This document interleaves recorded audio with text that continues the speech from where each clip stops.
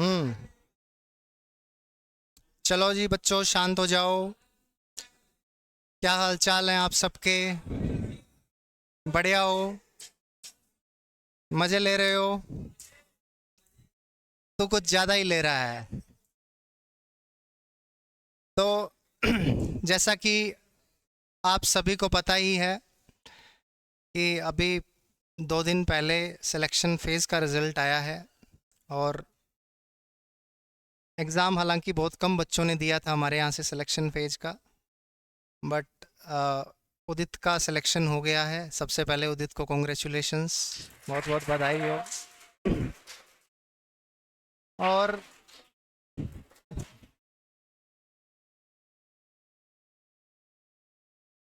खाली खाली सिलेक्शन नहीं हुआ है, मतलब कि 8 पोस्ट के लिए इन्होंने अप्लाई किया था, पेपर दिया था, उसमें से 6 पोस्ट के लिए सिलेक्ट हो गए हैं। और लेवल 6 की जॉब मिल जाएगी आराम से। तो ये एक अच्छी मतलब गुड न्यूज़ है हमारे लिए।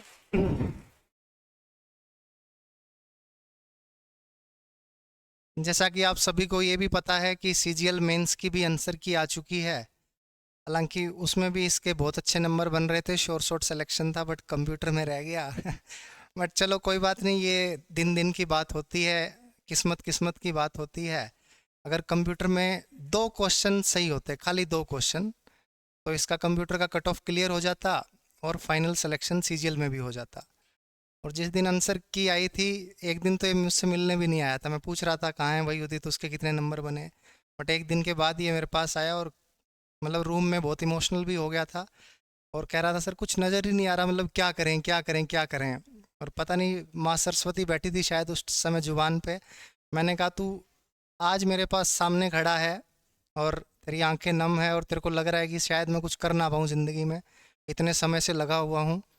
बट तू यकीन मान, 1 महीना गुजरने दे, तू यहीं पे वापस खड़ा होगा इसी रूम में, और कुछ ना कुछ पॉजिटिव न्यूज़ होगी और चेहरे पे एक लाली होगी और ऐसा हंस रहा होगा। और वो 1 महीना तो दूर की बात है, 5-6 दिन ही निकले हैं, ठीक है। तो वो ऊपर वाला जो है ना, वो बहुत बैलेंस करता है अपना हमारी लाइफ को। कभी कभी हमें ऐसा लगेगा कि यार ये दिन कितना बेकार है, और कभी कभी लगेगा यार कितना अच्छा दिन है। तो इसी को बोलते हैं ups and downs of life. और ये हर किसी की लाइफ में होते हैं, चाहे वो किसी भी फील्ड में कुछ भी कर रहे हैं। मैं पढ़ा रहा हूँ, मेरी लाइफ में अलग है, तुम पढ़ रहे हो, तुम्हारी लाइफ में अलग है। कोई जॉब कर रहा है, उसकी लाइफ में अलग है। कोई दुकान कर रहा है, उसकी लाइफ में अलग अप्स एंड डाउन्स है। कोई गृहिणी है, घर चला रही है, उसकी लाइफ में अलग अप्स एंड डाउन्स हैं। तो सबकी लाइफ में अप्स एंड डाउन्स होते हैं। लेकिन जो इंसान इन सब से घबराता नहीं है और चुनौतियों का सामना करते हुए आगे बढ़ता जाता है, उस इंसान को एक दिन सफलता ज़रूर मिलती है। तो ये एक एग्जाम्पल है आपके सामने कि लगातार कंसिस्टेंट मेहनत जो है, वो अगर आप करते रहेंगे तो एक न एक दिन ज़रूर होगा। बाकी इसको बुलाएंगे, अपनी जर्नी के बारे में बताएगा, आप लोग सवाल भी ले सकते हैं, ठीक है। और उससे पहले 2-4 बातें मैं आपसे करना चाहता हूँ। जैसे कि अभी हमने पिछले 2-3 हफ्तों में जो टेस्ट लिए हैं, तो एक हफ्ते मैंने टेस्ट थोड़े आसान बनाए थे। उससे अब पहले हफ्ते थोड़ा मुश्किल था, फिर मॉडरेट किया लेवल, ठीक है, वो जानबूझ के किया गया था। कुछ बच्चों को लगा कि सर ने जल्दी जल्दी में बना दिया, शायद लेवल गिरा दिया टेस्ट का। नहीं, मैं ना एक चीज़ क्लास में समझाना चाह रहा था एक दिन, और वही चीज़ मैंने सोचा कि आपको मॉक टेस्ट के थ्रू भी समझाऊं। वो चीज़ ये थी कि जैसे सपोज करो हमारा है ना कंपाउंड इंटरेस्ट का चैप्टर चल रहा था। तो कंपाउंड इंटरेस्ट के चैप्टर में एक आसान सवाल आया, सिंपल, कि प्रिंसिपल दे दिया 10,000, रेट दे दिया 10%, 2 साल के लिए कितना कंपाउंड इंटरेस्ट बनेगा। ये आपको निकालना था, बहुत आसानी से आप निकाल जाएंगे। बट जब आपने पहली बार इस कंसेप्ट को नहीं सीखा है, जब तक, तब तक आप इस सवाल को नहीं कर पाएंगे, क्योंकि आपको फॉर्मूला ही नहीं पता है, ना ट्री डायग्राम के बारे में कोई जानकारी है, ना रेशियो के बारे में जानकारी है। तो आपको लगेगा कि यार ये मैथ बहुत मुश्किल है, कंपाउंड इंटरेस्ट बहुत मुश्किल है। बट जैसे ही आप कंसेप्ट को सीखेंगे, पहली क्लास करेंगे, तो आपको लगेगा कि ये सवाल तो बहुत आसान है। भाई 10,000 रुपए की राशि है, 10% 2 साल के लिए निकाले, चाहे 3 के 4 के लिए, कितना भी पूछ ले, आप कंपाउंड इंटरेस्ट निकाल सकते हैं, आप अमाउंट निकाल सकते हैं, मिश्र धन ब्याज कुछ भी पूछ ले, है ना। फिर क्या हुआ कि जैसे जैसे हम चैप्टर में आगे बढ़ते गए तो 20 25 30 सवाल तक पहुँचे तो सवालों का लेवल थोड़ा अच्छा होता गया। फिर धीरे धीरे करके हमने जीरो टू हीरो कर ली, फिर हीरो टू सुपर हीरो कर रहे हैं। उसके अंदर भी सवाल आए। अब वो सवाल थोड़े कैलकुलेटिव लगे, थोड़े मुश्किल लगे आपको, आपको लगा कि सर इसका जो है ना ये मुश्किल सवाल है। बट वैसे ही जैसे मैंने 10 सवाल और करवा दिए, बिल्कुल वैसे ही सवाल, तो वो सवाल आपको आसान लगने लगा, क्योंकि आपकी अब प्रैक्टिस हो चुकी है उसी सवाल की बार बार। तो बेसिकली मैं ये मानता हूं कि कोई भी टेस्ट आसान या मुश्किल नहीं होता है। वो आसान या मुश्किल बनता है आपकी कैपेबिलिटीज के अकॉर्डिंग। जैसे कि सपोज करो आप कह रहे हो कि पेपर का लेवल मुश्किल था, ठीक है। अब जैसे मैंने मेंस दिए हैं सीजीएल के, तब मैथ्स आता था 100 क्वेश्चन 200 नंबर का, और बच्चों के ऐसे हाथ पैर फूलते थे कि यार जैसे तैसे करके 150 160 नंबर आ जाए तो मज़ा आ जाए, क्योंकि 150 160 पे सिलेक्शन हो जाता था। 150 160 आप इंग्लिश में लाओ, 150 160 इसमें लाओ, 320 नंबर पे तो आपको इंस्पेक्टर पोस्ट मिलती थी। अब मैं पेपर दे के निकला हूँ, दोनों बार मेरे साथ ऐसा हुआ है, 16 में भी, 17 में भी। 17 में भी तो बहुत ज़्यादा हुआ था, और 19 में भी 3 मैंने मेंस दिए, 20 का भी दिया था, ठीक है, 4 मेंस दिए थे। खासकर 16 और 19 जिसमें मैंने सिलेक्शन लिया, 17 और 20 में भी हो रहा था, बट वो मैं डीवी तक नहीं गया था। तो उसमें ऐसा हुआ कि मेरे नंबर तो आ रहे हैं 185 190 के आसपास, और बच्चों के नंबर 140 भी नहीं पकड़ रहे हैं। पेपर से निकलते ही मैं कह रहा हूँ यार मज़ा आ गया, पेपर बहुत आसान था। और वो दूसरे कह रहे हैं हमसे अटेम्प्ट ही 60 हुए हैं, अटेम्प्ट ही 65 हुए हैं, अटेम्प्ट ही 70 हुए हैं। मैं अटेम्प्ट करके आ रहा हूँ 95 97, और मेरे को लग रहा है कि फ्लो में सवाल बनते जा रहे हैं, मतलब मेरा गलत ही नहीं हो रहा है कोई। तो फिर मैंने एनालाइज़ किया, तब तो मेरे को ऐसा लगता था कि आसान है। फिर मैंने एनालाइज़ किया, जब मैं पढ़ाने लगा, बच्चों को बहुत अलग अलग लेवल के बच्चों से मिला, तो मेरे को लगा कि नहीं ऐसा नहीं होता है। एक्चुअल में होता क्या है, चीज़ें पहले आपको आसान बनानी पड़ती हैं। जो आपको पहले मुश्किल लग रही थी अब आपके लिए वो आसान हो चुकी है। आपको लगता है अब ये सबके लिए आसान है, बट एक्चुअल में बाकी सबके लिए मुश्किल होती है, आपके लिए आसान हो जाती है। ऐसा क्यों कहते हैं कि एक बार सीजीएल निकल गया तो फिर बार बार निकल जाएगा, एक बार आईएएस बन गए तो दोबारा आईएएस बन जाओगे। एक बार आईएएस बनना कितनी बड़ी बात है, कोई बंदा 2 2 3 3 4 4 बार रैंक निकालता है। आपने देखा होगा यूजुअली जो रैंक 1 होता है वो कभी रैंक 30 40 100 200 रहा होगा। तो ऐसा इसलिए होता है कि आप उस लेवल तक पहुंच जाते हैं। अब मेरे सामने आप कोई कंपाउंड इंटरेस्ट का सवाल लेके आते हो, 99% सवाल हो जाएगा, चाहे कितना भी मुश्किल हो, कैसा भी हो, कैलकुलेशन हो तो भी हो जाएगा। पेपर में इतना इनफ टाइम है, मेरे को ऐसा लगता है कि किसी में 30 सेकंड लगेंगे, किसी में 1.5 मिनट लगेगा, वो बैलेंस होके 1 मिनट पे आ जाएगा। तो होता क्या है, जब आपने कंसेप्ट सीख लिया, ऊपर ऊपर से चीज़ें कर ली, आपने देख लिया कि भाई टाइम एंड वर्क का एक सवाल है, ए करता है 10 दिन में, बी करता है 15 दिन में, दोनों मिलकर कितने दिन में काम को पूरा करेंगे। मैं ये सवाल पूछ लूँ आप चुटकियों में निकाल दोगे। आप बनाओगे ट्री डायग्राम, 10 15 30 3 2 30/5 6 आंसर आ गया। वहीं पे मैं थोड़ा सा इसको और घुमाने की कोशिश करूँगा, ए बी इतने में करते हैं, ए ने कुछ दिन काम किया फिर छोड़ के चला गया, फिर बाकी काम बी ने पूरा किया, और ये ऐसे ऐसे करके थोड़ा कंडीशन मैंने रख दी, तो आपके लिए थोड़ा सा 2 4 स्टेप बढ़ जाएंगे। बट वही सवाल जब 10 बार कर लो वो भी आसान लगेगा। कुछ बच्चे कहेंगे ये भी तो आसान ही है सर, क्यों पागल बना रहे हो, मुश्किल थोड़ी है, ये भी आसान ही है। फिर मैं कहूँगा एक बंदा है ए, वो ए बी सी से इतने कम दिनों में ज़्यादा दिनों में करता है, बी ए बी सी से इतने ज़्यादा दिनों में करता है, सी उसका दुगना टाइम लेता है, ऐसा सवाल भी आया है। कुछ बच्चे बहुत इसमें परेशान हुए, कुछ बच्चों ने पहली बार में सीखा, फटाफट अब जैसे ही सवाल आता है उड़ा देते हैं उसको। कुछ कहते हैं कितना मुश्किल सवाल है ये। तो बेसिकली चीज़ क्या है, जब मैंने आपको वो टेस्ट दिया जिसके आपने बेसिक बेसिक सवाल बहुत बार लगा रखे हैं, उसमें आपके नंबर आए भर भर के, और वो टेस्ट दिया जिसमें आपने थोड़ा सा ठीक ठीक लेवल वाला सवाल था, उसको सिर्फ एक एक दो दो बार किया या करके छोड़ दिया था, एज ए डाउट रख दिया था, वो सवाल आपसे बन नहीं पाया, आपने कह दिया लेवल हार्ड है। अगर वो सवाल आपको क्लास में करवाया गया है, अगर वो बुक में है, आपने रिवाइज किया है, बार बार बार बार किया है, वही सवाल आपके लिए आसान हो जाएगा। तो जो पेपर दूसरों को मुश्किल लग रहा है वो क्या हो जाएगा आपके लिए आसान। अब सपोज करो कोई बच्चे ने तैयारी नहीं की है, जो आपको आसान लग रहा था मैं उस बच्चे को पकड़ा दूं वो पेपर, क्या वो कर पाएगा? उसमें 100 नंबर नहीं ला पाएगा, और आपने उसमें 150 स्कोर कर दिया। इसका मतलब आपके अंदर कैपेबिलिटी है। आपको वो चीज़ें आसान लग रही हैं क्योंकि वो आपने बार बार की है। मैं कहूँ 2 दूनी कितना होता है तो आप कहोगे 4, मैं कहूँगा 69 दूनी कितना होता है, आपको थोड़ा सोचना पड़ेगा। मैं कहूँगा 78 छिक्के कितना होता है, एक मैं कहूँगा 10 छिक्के कितना होता है। कारण क्या है? क्योंकि 10 छिक्के 60 आपने कोई लाखों बार ये कैलकुलेशन अपने दिमाग में की हैं।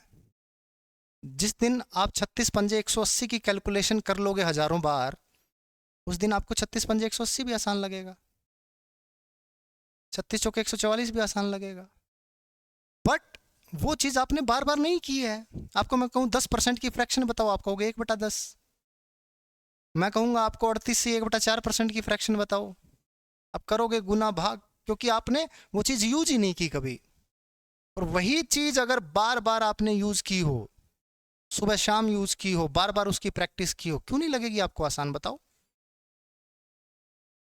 पहले मुझे याद ही नहीं था कि 22 से 2/9% 2/9 होता है। मैं पहले गुना करता था 22 की 9 में, फिर 2 जोड़ता था, फिर गुना परसेंट की जगह 1/100 करके काट पीट के 2/9 निकालता था। फिर जब बार बार बार बार प्रैक्टिस किया तो पता लग गया 2/9 होता है, बहुत आसान हो गया।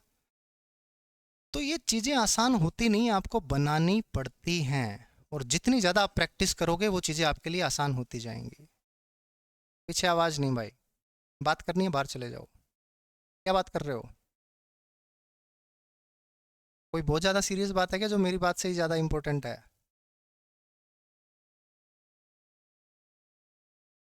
तो जितना ज़्यादा आप लोग उस चीज़ की प्रैक्टिस करोगे उतना ही वो आपके लिए आसान होता जाएगा। एक एग्जांपल मैं देता रहता हूँ, क्लास में देता हूँ, कि जैसे मेरी मम्मी को सारी बातें याद हैं कि भाई अ, जब मैं हुआ था और उस टाइम पे क्या क्या बातें हुई थी, किसने किसको क्या बोला था। ठीक है, मेरी वाइफ को सारी बातें, सारी लड़ाइयाँ याद है जो उसने मेरे साथ की थी। और जब भी वो कहती है कुछ भी तो फिर वो रेफरेंस देती है उस लड़ाई का, तो मैं चुप हो जाता हूँ। ये आप में से भी कुछ के साथ होता होगा। अभी थोड़ा कम होता है क्योंकि आपकी प्रैक्टिस कम है।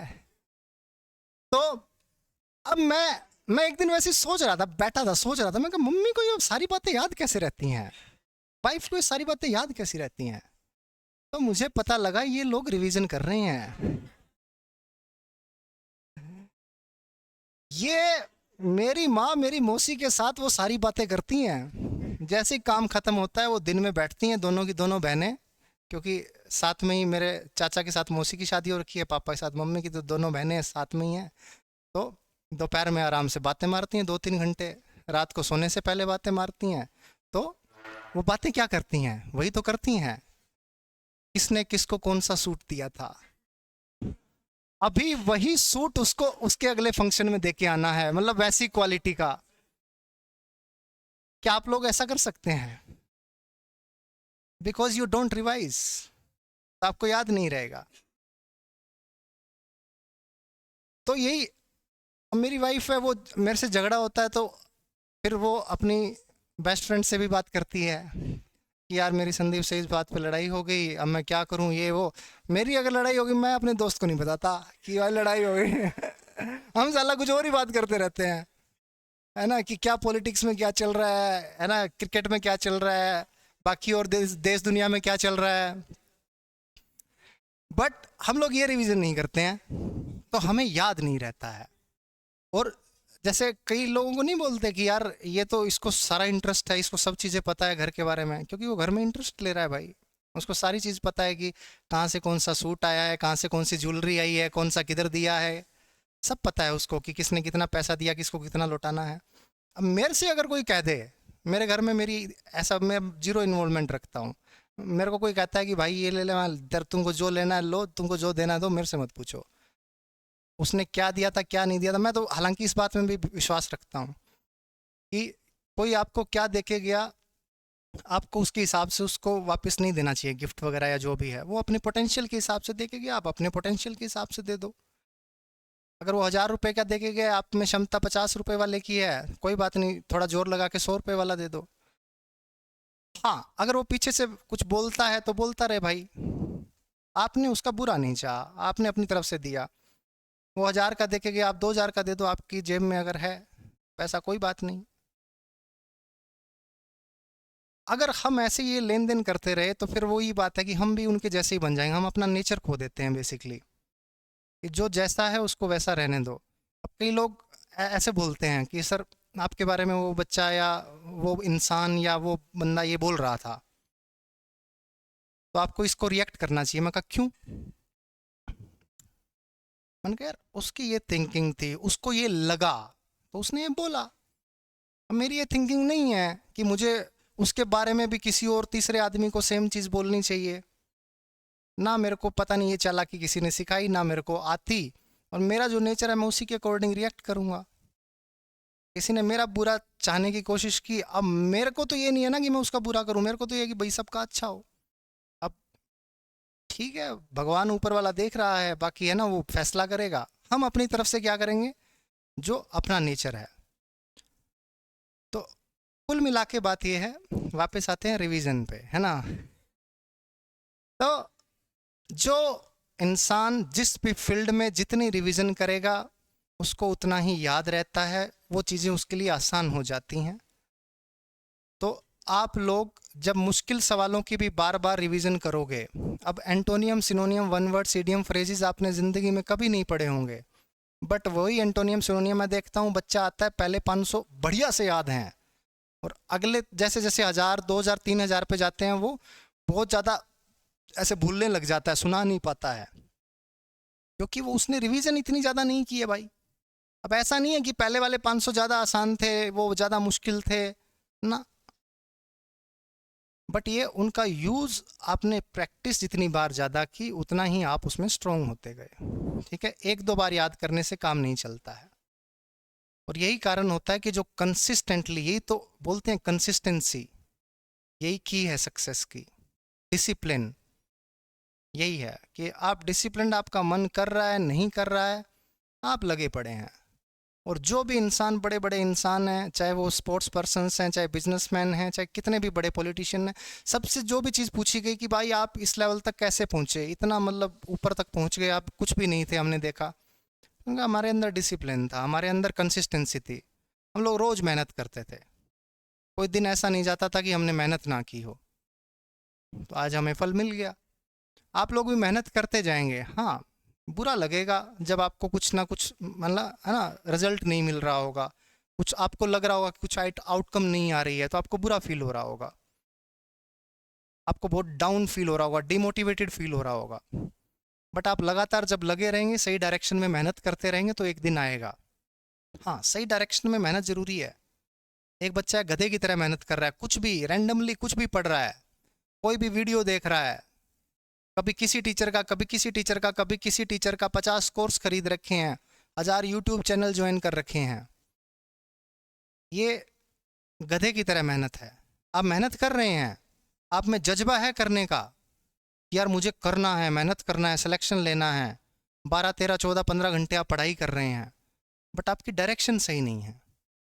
जब आपकी डायरेक्शन सही नहीं है तो आप कितनी मेहनत करते जाओ, खाली मेहनत से थोड़ी है।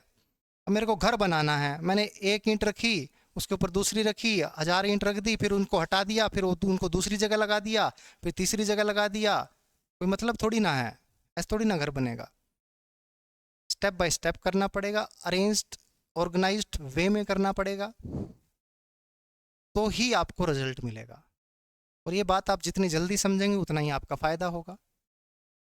तो बार बार हर सेशन में बोलता हूँ, स्टॉप स्क्रॉलिंग। जितना आप यूट्यूब पे वीडियोस को स्क्रॉल करते रहोगे आपको नुकसान है।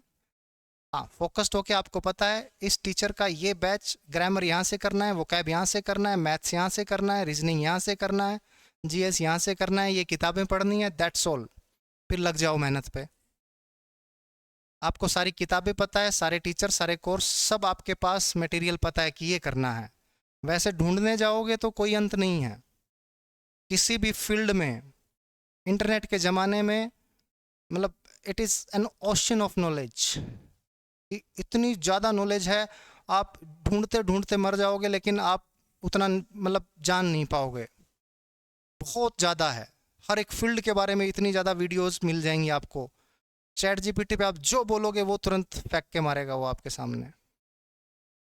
बट जिस बच्चे को पता है कि मुझे ये पढ़ना है, यहाँ से पढ़ना है, और फिर वो लगातार अगले 6-8 है ना महीने पढ़ता जा रहा है, उस पर मेहनत कर रहा है, वो बच्चा कामयाब होगा।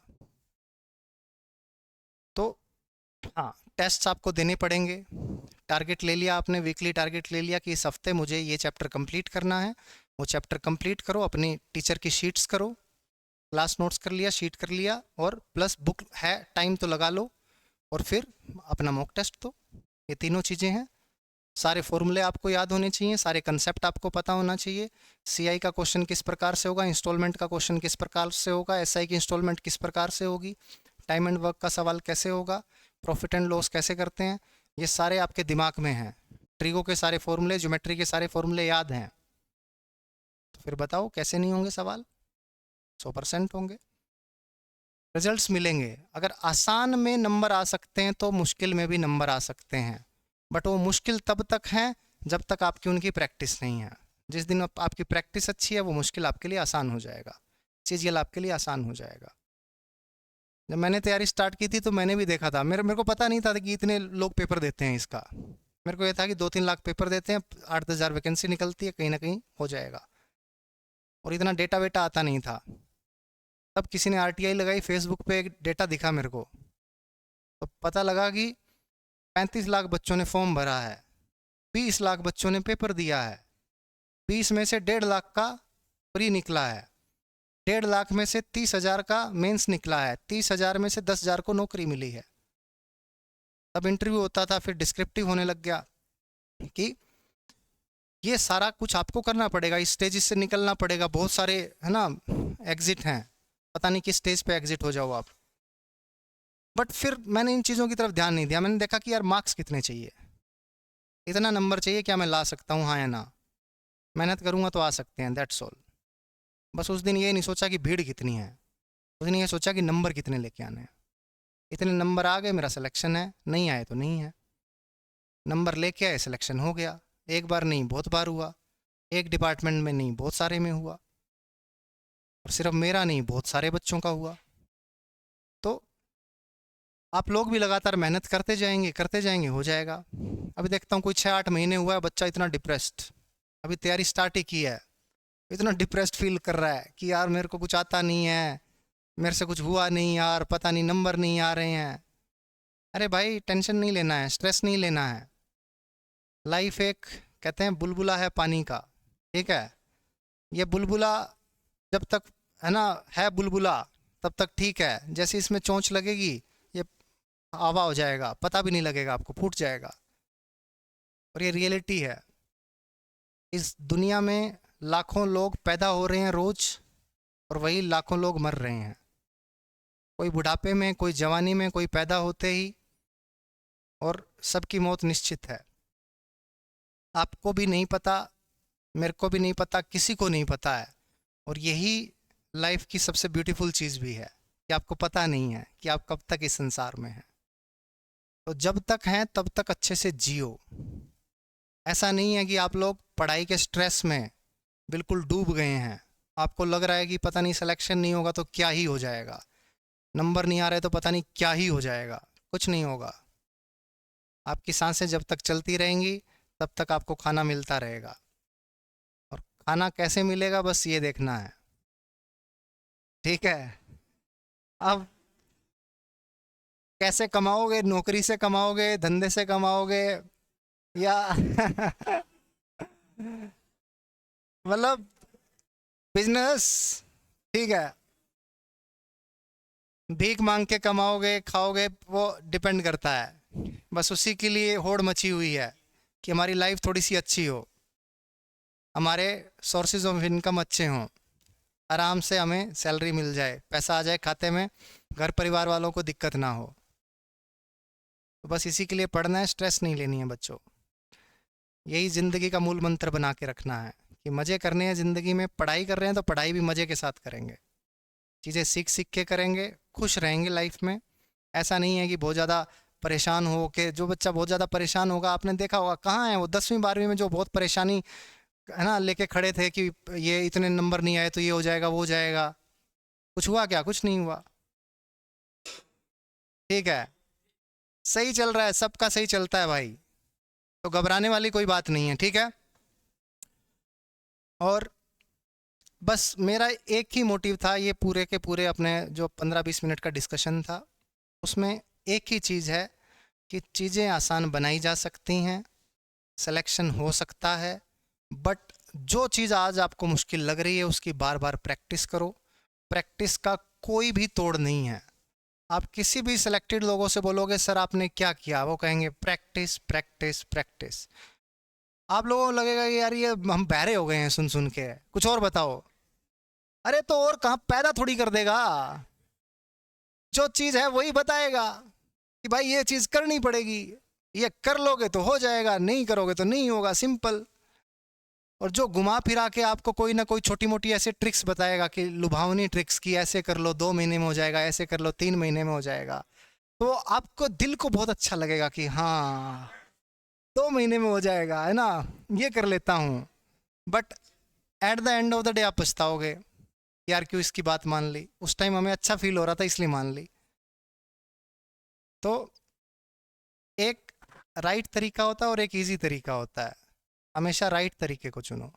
ठीक है, और राइट तरीके को चुनोगे, हो सकता है आपको हार्ड लगे, मुश्किल लगे, बट राइट तरीका हमेशा राइट ही होता है, उस पर चलोगे तो 100% सक्सेस मिलती है आपको। ठीक है, तो सबसे पहले तो उदित को बुलाते हैं, है ना, उदित के सिलेक्शन की मिठाई है, आओ भाई। खुश रहो भाई, खुश रहो, आ जाओ आ जाओ।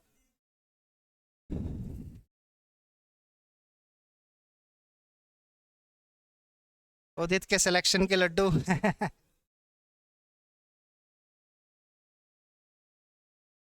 ठीक है, खाओ खाओ, आप खाओ।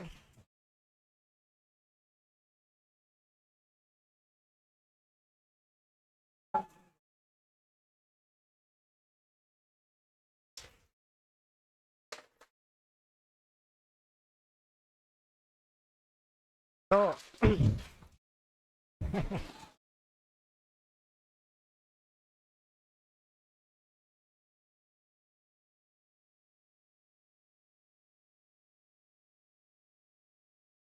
मैं ये चाहता हूँ कि है कि सुनने ही नहीं दे रहे हैं।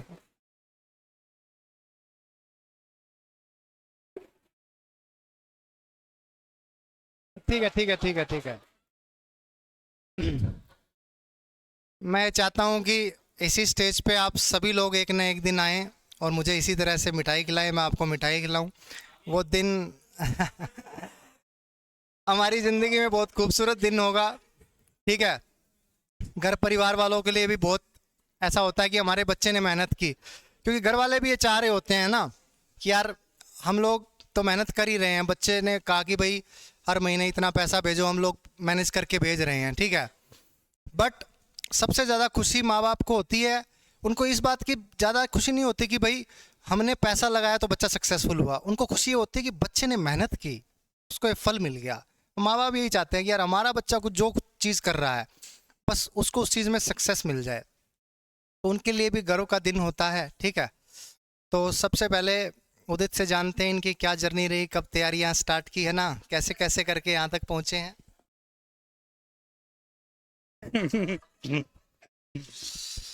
सबको राम राम भाई। मैं 4 जनवरी 4 जनवरी 2022 को वैसे ही एक गुरुकुल में मैं तैयारी के लिए आ गया था, और उससे पहले मैं अपना खुद का बिजनेस करता था। मतलब 2016 से लेकर मेरी जर्नी 2022 तक 21 तक लगभग बिजनेस में इन्वॉल्व रही। खुद का प्रोप्राइटरशिप गूगल पे आप लोग मारोगे इसके ग्रुप, तो मेरा कंपनी का नाम भी आ जाएगा। अच्छी लाइफ चल रही थी भाई, बहुत अच्छी चल रही थी। लगता है कि ये 4 साल में जितना दुख किया उतना पहले मैंने ज़िंदगी में दुख किया कभी नहीं। क्योंकि हर साल लाख 50,000 रुपये उड़ाता था, घूमता था अच्छे से, मतलब अच्छी ज़िंदगी चल रही थी।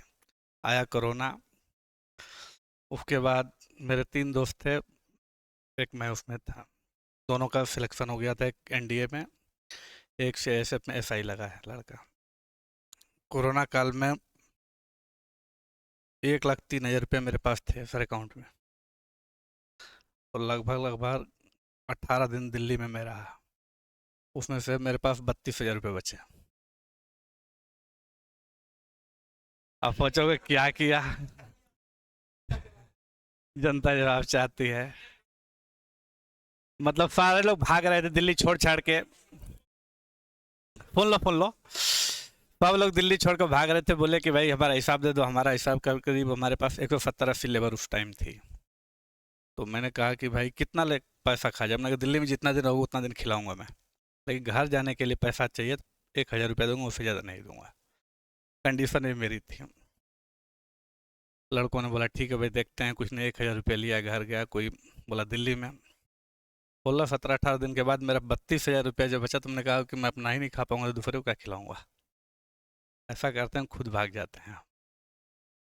भाई राजधानी का टिकट कराया और घर गया। घर गया तो देखा कि बहुत सारी चीज़ें थी, दोस्त वगैरह नौकरी में थे। मेरे को तब रियलाइज़ हुआ कि बिजनेस तो कर सकते हैं, अच्छा है, लेकिन कोरोना जैसी हालत यदि फ्यूचर में कभी हो गई तो आज तो दिल्ली छोड़कर भागना पड़ा, कल ज़िंदगी से भी भागना पड़ सकता है। फिर मैं अपने दिमाग में सोचा कि क्यों ना कुछ करते हैं।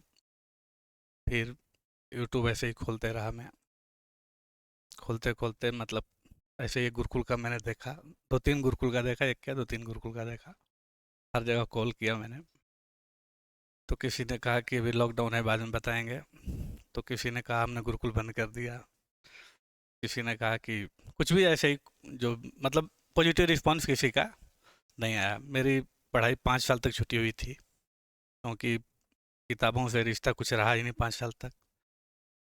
फिर मैं कहीं से 6-7 महीना जैसे ही लॉकडाउन ख़त्म हुआ, कॉल आया कि भाई आ जाओ हमारा गुरुकुल खुल गया है। मैंने कहा ठीक है, देखते हैं अभी। तब तक मेरा 5 से 7 लाख रुपया इन्वेस्टमेंट था, मतलब जिस लाइन में था। अब मेरे को लग रहा था कि हाँ आधा पैसा डूब जाएगा या मिलेगा, वो भी कोई फ्यूचर नहीं था। फिर मैं दिल्ली आया, मैंने कहा यदि छोड़ते हैं तो फिर बैकग्राउंड ख़राब, पैसा गया, उतने लेबर का पैसा देना वो भी ख़राब। फिर भाई को ये सब चीज़ें कहे तो बोले कि भाई हम लोगों को 6-7 महीना आप सपोर्ट कर दो, और उसके बाद अब जो मन तो करो, हम लोग कोई दिक्कत नहीं। फिर मैं 6-7 महीना दोबारा से इंगेज बिजनेस में रहा, लेकिन मैंने अपने पापा से वादा किया, मैंने कहा कि ज़िंदगी में बिजनेस नहीं करूँगा, अब करूँगा तो नौकरी है, नहीं तो कुछ नहीं। बोला कि ठीक है 6 महीना मेरा साथ दे दे, उसके बाद जो मन तो करियो। 6 महीना में मैं फिर से इस्टेब्लिश किया बिजनेस। कोरोना काल में धीरे धीरे धीरे स्लो मोशन में, जहाँ अच्छा खासा इनकम होता था वहाँ खर्चा निकलना शुरू हुआ। फिर मैं ऐसे ही गुरुकुल में गया। गुरुकुल में गया तो आप लोग जैसे बैठे हैं वैसे ही मैं भी बैठा, बिना किताब कॉपी का आया हुआ था। मैं सोचा सारा चीज़ गुरुकुल ही देगा। अब तो जा रहे हैं तो अब तो जा रहे हैं तो नौकरी बन के ही वहाँ से आएगा, जो होगा देखा जाएगा। आया तो ऐसे ही सर जैसे कोई महाशय थे, ले रहे थे क्लास, हमारे गुरु थे, हम पीछे बैठे थे। तो बोले कि सब लड़कों पर देखा तो किसी कॉपी किताब ये है वो है। अरे यार ये सब कॉपी किताब लिया, आप क्या हम क्या करें। तो सर का हमारे ऊपर पड़ा, देखे तो बोले तू क्या करने आया है। मैंने कहा सर मैंने तो पैसा जमा किया, मैं सोचा सारा कुछ आप ही दोगे, सरकारी नौकरी भी आप ही दोगे। हंसने लगे। फिर बोले कोई बात नहीं, A4 साइज का पेपर 4-5 दे दो इसको। दिए। भाई 3 महीना बाद में टेस्ट दिया, 4 महीना बाद मेरे 44 नंबर आए। 44 नंबर में -4 नंबर इंग्लिश में आए, 23 नंबर रीजनिंग में आए। बाकी आप लोग खुद समझदार हो तो सोच चले कितना आ सकते हैं। फिर मैं पूछा भाई अब तो पढ़ाई नहीं हो पाएगी लग रहा है मेरे से। बोले कि क्यों। अगर 44 नंबर में तो सिलेक्शन पॉसिबल ही नहीं है, बड़ा गलती रास्ता मैंने चुन लिया। बोले कि ठीक है तू लाइब्रेरी में बैठ सकता है, और बैठना कोई अब बड़ी बात नहीं, मेहनत किए हैं, लेकिन क्या बैठने से नौकरी लग जाएगी? बोले नौकरी का हम कर रहे हैं, बाकी तू लाइब्रेरी में बैठ कर दिखा। भाई 10 दिन 15 दिन 1 महीना 2 महीना, लेकिन सीटिंग कैपेसिटी मेरी थी पहले से ही, मतलब मेहनत में 2-2 3-3 बजे रात तक झेलना सारा कुछ, मतलब ये था कि मेहनत में मेरी कमी नहीं रही कभी भी, भले ही पढ़ाई हो या बिजनेस लाइन हो। पढ़ता रहा मैं भाई। ब्लैक बुक, मेरे एक किताब हुआ करती थी पीली बुक, मेरे को कोई शब्द नहीं आता था, सच्चाई आप लोग को बता रहे हैं। मास्टर साहब से पूछा, मैंने कहा कि मेरे को तो याद ही नहीं हो रहा, क्या करूं मैं अब? बोले ऐसा कर कि डेली तू 100 वर्ड बस पढ़ के चला जाया कर। सारे लड़के 6:30 बजे उठते थे, मैं 6 बजे से पहले उठ जाता था, आता था 2 100 वर्ड मैं पढ़ता था, फिर चुपचाप चला जाता था। ऐसे ही टेस्ट हुआ करते थे, टेस्ट पे मेरे बनते थे 40-42, सही कर देता था। इसलिए सही कर देता था कि वो 4 बार पढ़ लिया हुआ था 5 बार, हो ही जाएगा। भाई 1 साल तक कोई उम्मीद नहीं दिख रही थी, कुछ नहीं दिख रहा था। फिर मैं कहा सर 1 साल हो गया, अब क्या होगा? बोले तब प्री दिया है। मैंने कहा सर प्री तो दिया, उसमें भी आया कम ही नंबर है, नहीं हो पाएगा। बोले कोई बात नहीं, 1 साल और दे मेरे को। ठीक है भाई, 1 साल और दिया भाई, फिर प्री दिया। नसीब का हमारा, सब जो चीज़ बोलो कमी है। उस साल जीएसटी के कटअप 314 नंबर गई थी, मेरा 318 नंबर था। कंप्यूटर से 2.18 से बाहर हो गया, मतलब टोटल कंपटीशन खत्म। उस समय जैसे सर बताया कि परसों अभी 4-5 दिन पहले का मेरा बुरा हाल, सर के पास तो खुद ही नहीं गया था, मैं क्या बताऊं क्या ना बताऊं। लेकिन सच्चाई बात है कि गुरु और माँ बाप का कोई स्थान कहीं भी नहीं है, ना कोई ले सकता है, ना कोई सांत्वना दे सकता है। फिर एक दिन के बाद सर के पास गए। सच्चाई बात है कि सर ने बोला उदित इतना इमोशनल नहीं होते, हमने भी बहुत कुछ देखा है, और 1 महीने के अंदर कुछ ना कुछ सही में भगवान करेगा। सही में 3-4 दिन के बाद आया रिजल्ट, तो अच्छा ही आया, आप लोग के साथ जो देख ही रहे हो। बस अंतिम में यही कहना चाहते हैं कि बाहर हमने सच्चाई में पढ़ाई नहीं की है, जो पढ़ाई की है गुरुकुल में की है। यदि शायद गुरुकुल ना होता तो मैं आज नौकरी लेकर यहाँ ना होता।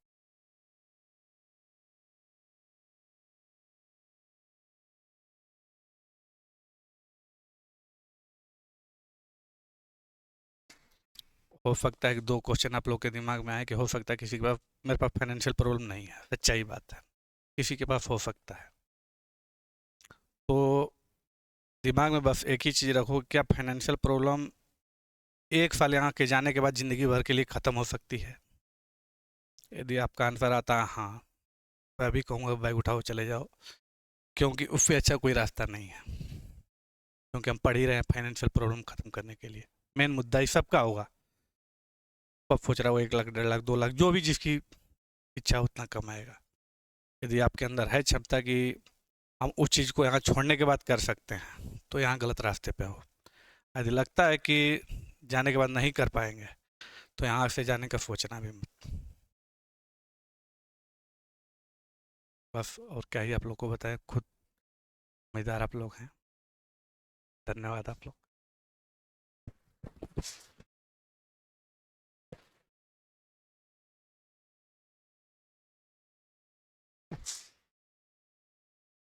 तो उदित का सफ़र आपने देखा कि काफ़ी कठिनाइयों भरा था, और बहुत सारा ऐसा था कि इसने तो पढ़ाई वढ़ाई छोड़ के 5-6 साल से अपना बिजनेस में ही कर रहा था, और उसके बाद कलम उठाना, हिम्मत करना, फिर लगातार 3-4 साल तक मेहनत करना। मतलब 22 से 25 आप देख सकते हो, 26 आ गया अब तो। छोटा सफ़र नहीं है ये, बट ये हिम्मत ना हारना, एक भी दिन का गैप ना लेना, लगातार मेहनत करते रहना। ऐसा नहीं है इसने जगह 2-3 बार चेंज की, वही होता है ना, कई बार हमारे अंदर होता है कि यार शायद जगह चेंज कर लूँ तो कुछ बात बन जाए। ऐसा होता है, सबके साथ होता है। आप लोग यहाँ पे आए हैं तो आप, हो सकता है वही चीज़ सोच के आए हो। ठीक है। कौन था भाई ये? ठीक है। तो हो सकता है फिर उसके बाद में 4-6 महीना यार हो गए, फिर यहाँ से भी ऐसा लगे कि यार नहीं नहीं यहाँ बात नहीं बन रही है, चलो दूसरी जगह चलते हैं। फिर ऐसा हो सकता है तीसरी जगह चलते हैं। बट अल्टीमेटली क्या होता है कि आपने लगातार मेहनत की है, आपने कंसिस्टेंटली मेहनत की है, ये फल उस चीज़ का है। मैं ये नहीं कहता कि भाई उदित मेरे गुरुकुल में आया, मेरे पास आया तो मैंने इसका सिलेक्शन करवा दिया, नहीं। वो एक वजह सी हो जाती है हल्का फुल्का कि हमारा काम है थोड़ा बहुत गाइडेंस देना।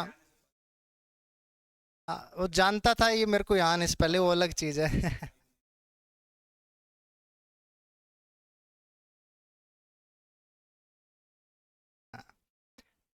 तो अब ये है कि इसकी जो मेहनत थी, लगातार मेहनत थी, वही अल्टीमेटली काम आई है। आपसे पहले भी यहाँ पे बहुत लोग आएंगे, आए हैं, और फिर आगे भी आएंगे।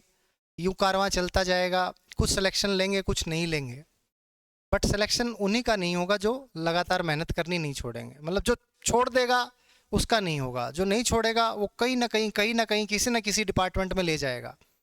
अल्टीमेटली इसका मेन मोटिव तो सीजीएल था। अब सीजीएल दिया, देखो कभी कभी मतलब कट ऑफ क्लियर हो रही है लेकिन कंप्यूटर में पॉइंट से रह गया, तो ये किस्मत ही है और कुछ नहीं है, मेहनत में कमी नहीं है। तो आप लोगों को भी लगातार मेहनत करते रहना है, चाहे वो सीजीएल है, सीएचएसएल है, एमटीएस है, जीडी है, सिलेक्शन फेज है, सीपीओ है, रेलवे है, बैंकिंग है, स्टेट एग्ज़ाम्स हैं।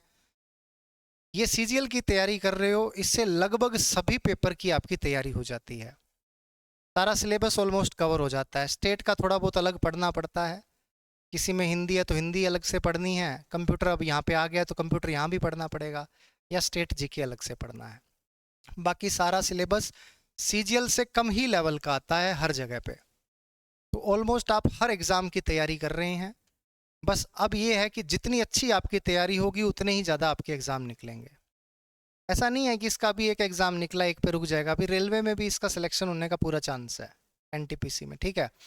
और अभी देखो सीजीएल में हो ही जाना था बट कंप्यूटर की वजह से रह गया, बट कोई बात नहीं, 2 महीने बाद फिर सीजीएल कह रहा है सर दूंगा। मेरे को मेंटरशिप के लिए आया, सारा कुछ बना बनू के दे दिया कि चलो भाई हो जाओ दोबारा से स्टार्ट।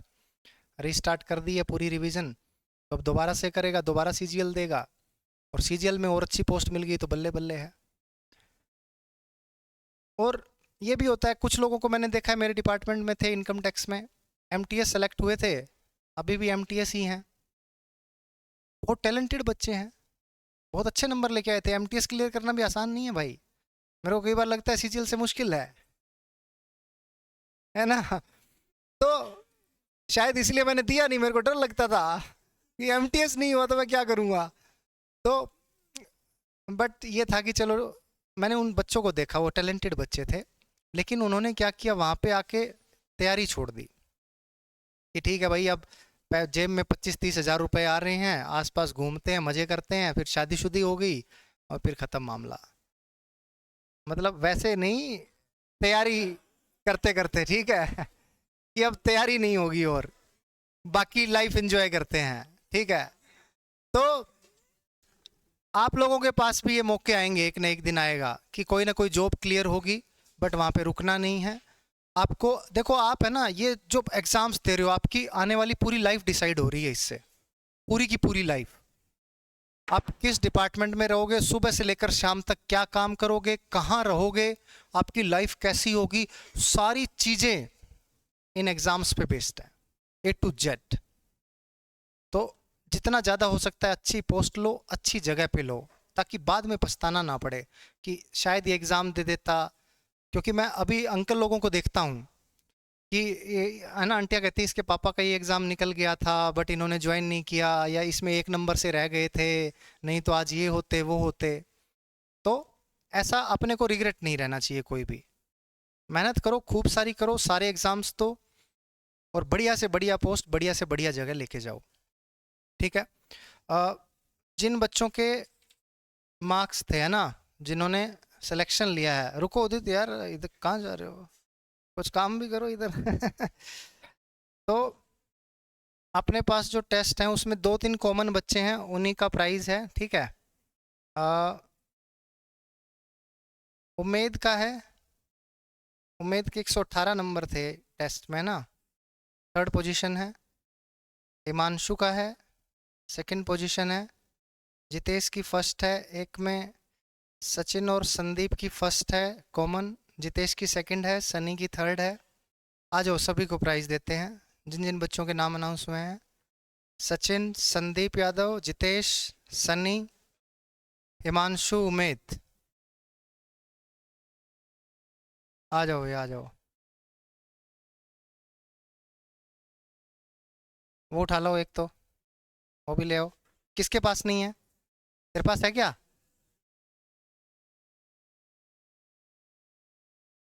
इसके पास नहीं है, इसके पास नहीं है। आ जाओ, आ जाओ, आ जाओ। पहले उमेद, आजा आजा। यस, कम।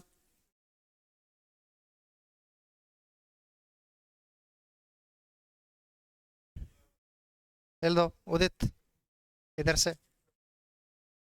यूं करके दो, यूं करके। यस।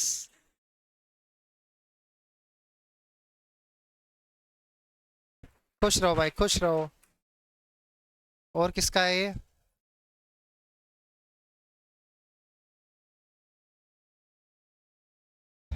जितेश, जितेश आजा भाई। जितेश के दो प्राइज है ना। यस। इधर से उधर से। यस। ये लो। हो गया, वेरी गुड। और किसका है? चीनू का है क्या? आजा भाई, तेरे पास क्या नहीं है? दोनों चीजें। यस। हो गया, भाग जा। और क्या है तेरा? और कौन रह गया? सनी है। सनी, हिमांशु। आगे से मत आओ भाई, क्या इधर से आया करो। तेरे पास क्या नहीं है? हेलो। ये ले। ये कह रहा है मेरे पास पैसा नहीं है, लो। आ जाओ, आ जाओ। भाग जा। और कौन बच गया भाई? हिमांशु और संदीप। तुम पकड़ो भाई इसको। तो थर्ड और सेकंड है ना तुम्हारा, आ जा। तेरा फर्स्ट आ जा तो क्या हो गया? ये लो दोनों। पकड़ो पकड़ो फटाफट। साफ ही है।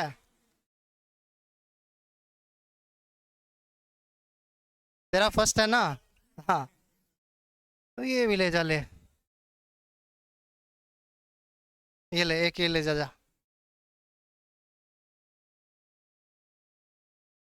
हाँ भाई, सबका आ गया। आ, ठीक है, बैठ जाओ। लड्डू, लड्डू कौन बांटेगा? वो कहाँ गया अपना शिकारी? हाँ, आजा। सिलेक्शन की मिठाई बांटी जाए। एक दो और आ जाओ भाई, सबको दे दो। हाँ।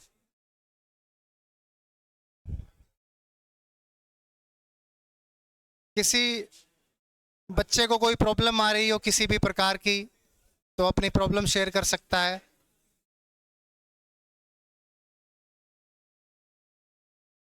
गाना सुनाएगा, गजल। आजा।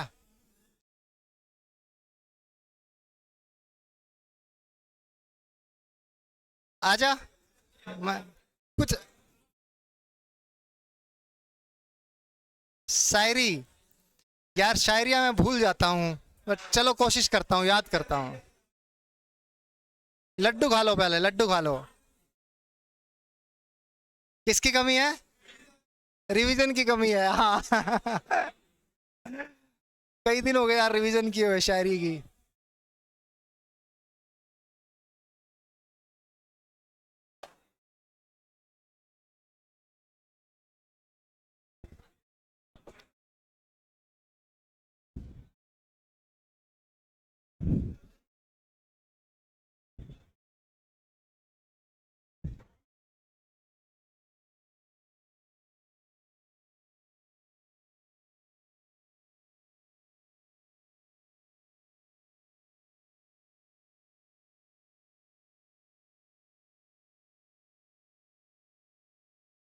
क्या कह रहा है?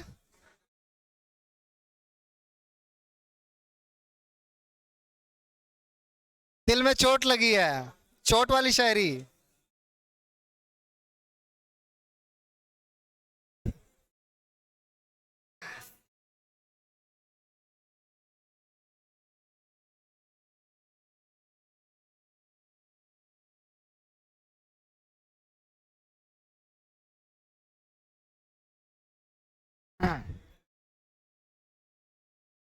हाँ भाई, आगे क्या सबको लड्डू?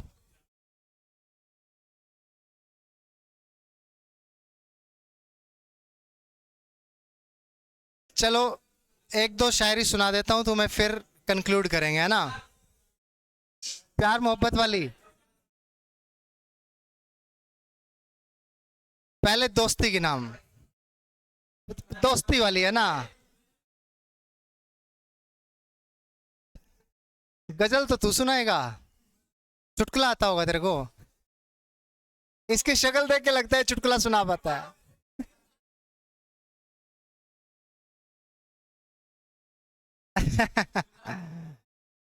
चलो। तो आवाज नहीं भाई, आवाज नहीं है। हाँ, इरशाद इरशाद।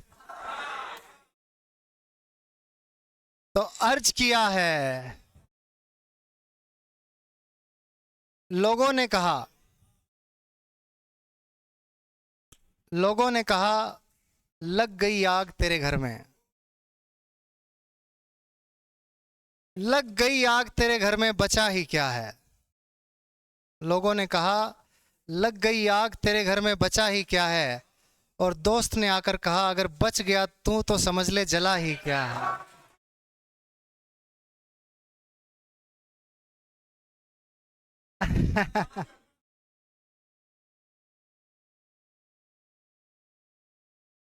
माशाअल्लाह, तेरे को भी आती है शायरी तो? ऐसे बोला क्या डाल दिया है। उत्कर्ष को भी बहुत अच्छी आती है, तुम्हें पता नहीं है? उत्कर्ष सुनाएगा आज, कुछ तो सुनाना पड़ेगा तेरे को।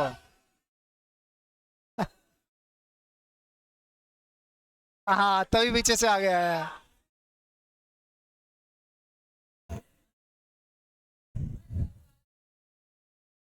हाँ,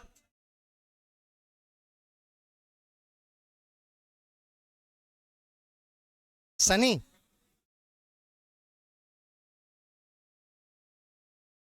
ए, एक वो वाला कि माना कि हम अदब से बात नहीं करते,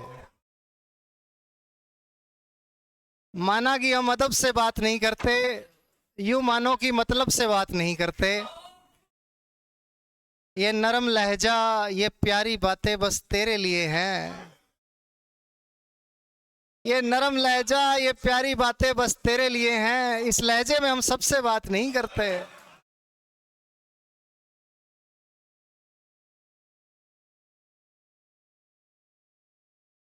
चुटकुले वाले गाने सुनाइयो अभी।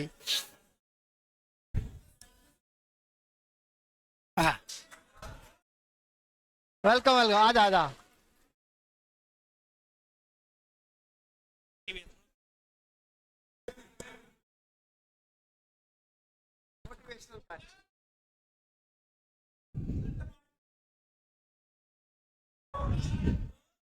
कैसे हो दोस्तों?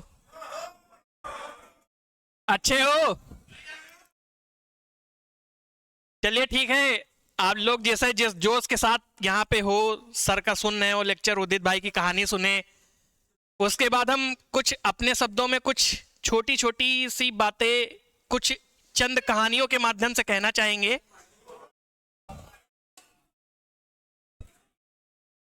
जैसे ध्यान दीजिएगा, हम सब लोग यहाँ पे आके पढ़ते हैं, सुबह से लेकर शाम तक एक पढ़ते रहते हैं।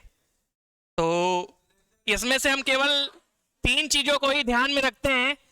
तीन चीजें वो ये होती हैं कि पहली चीज तो हमको हमारा सिलेक्शन लेना है, और दूसरी चीज हमको हमारे माँ बाप का पैसा नहीं बर्बाद करना है, और जो और जो सबसे बड़ी चीज थी, उदित भाई ने बोला कि हमें अपनी फाइनेंशियल कंडीशन सुधारनी है यहां से जाने के बाद। अगर आज भी आप उदित भाई की बात को ध्यान से सुने होंगे तो उनमें से एक लाइन हमको सबसे अच्छी लगी। उन्होंने जो अपनी बात बोल दी उसमें से एक लाइन वो इतना दिमाग में प्रेशर बना गई है कि हमारी जिंदगी का एक एक लम्हा अब उस बात को याद रखेगा। उदित भाई ने कहा कि अगर आपको लग रहा है कि आपकी फाइनेंशियल कंडीशन यहां से जाने के बाद बेहतर हो सकती है तो आप तुरंत बैग उठाएं और चले जाएं। ऐसा लगता है आपको कि आप यहां से जाने के बाद सही होंगे, ऐसा लगता है कि आप यहां से जाने के बाद सही होंगे, लेकिन ऐसी सिचुएशन नहीं है। जब आप यहां से जा करके बाहर के समाज में देखेंगे, आप 1 साल घूम लीजिए, 2 साल घूम लीजिए, तीसरे साल आप वापस फिर गुरुकुल की तरफ ही आएंगे।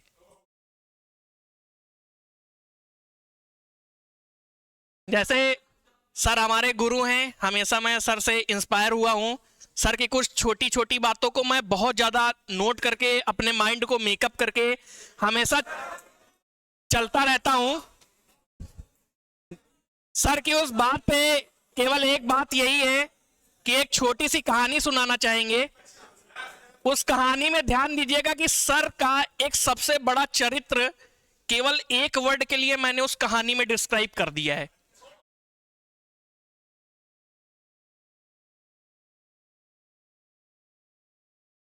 जैसे सुनते हैं, ध्यान से सुनिएगा। कहानी केवल 120 वर्ड्स की है। उन 120 वर्ड्स में केवल एक ही वर्ड आपको मिलेगा जो सर के चरित्र को डिफाइन करता है। ठीक है, कहानी यह है कि शुरुआत में हम बहुत पुराने टाइम की ओर जब जाते हैं, जब आदिवासी वाला जंगल था, उस समय की बात करते हैं। उस समय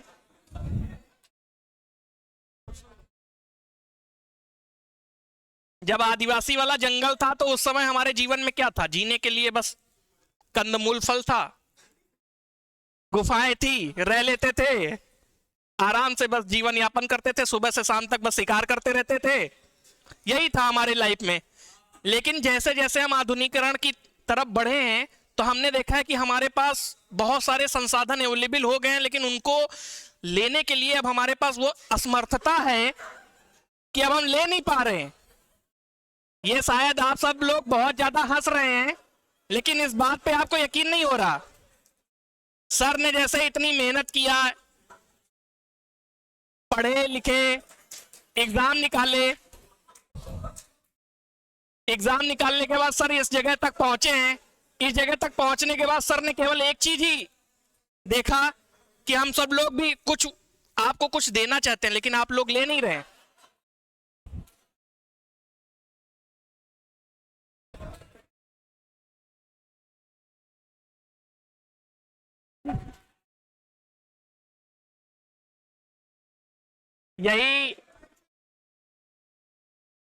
यही चीज हम बस केवल देख लिए कि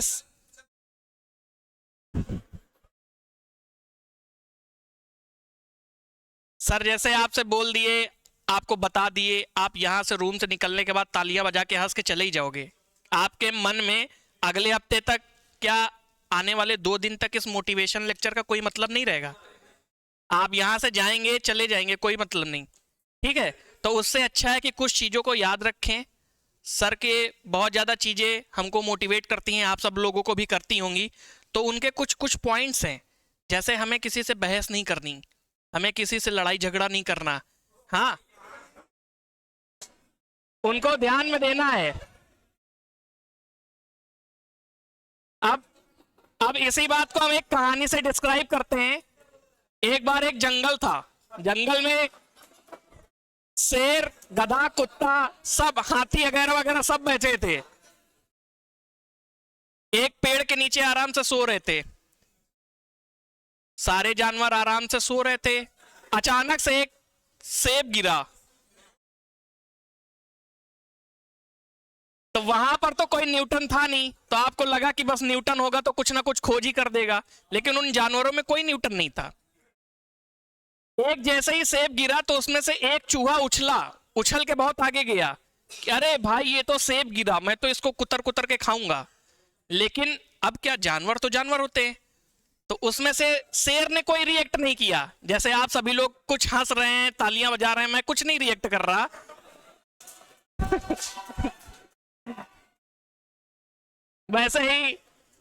वैसे ही शेर के साथ एक बब्बर शेर भी होता है, वो भी कुछ रिएक्ट नहीं करता है जैसे सर।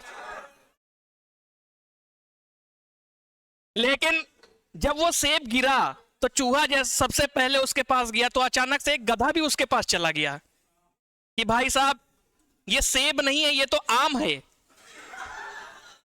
अब गधा और शेर में दोनों में लड़ाई हो गई, गधा और चूहे में दोनों में लड़ाई हो गई कि नहीं ये सेब है, नहीं ये आम है। दोनों लड़ते झगड़ते रहे।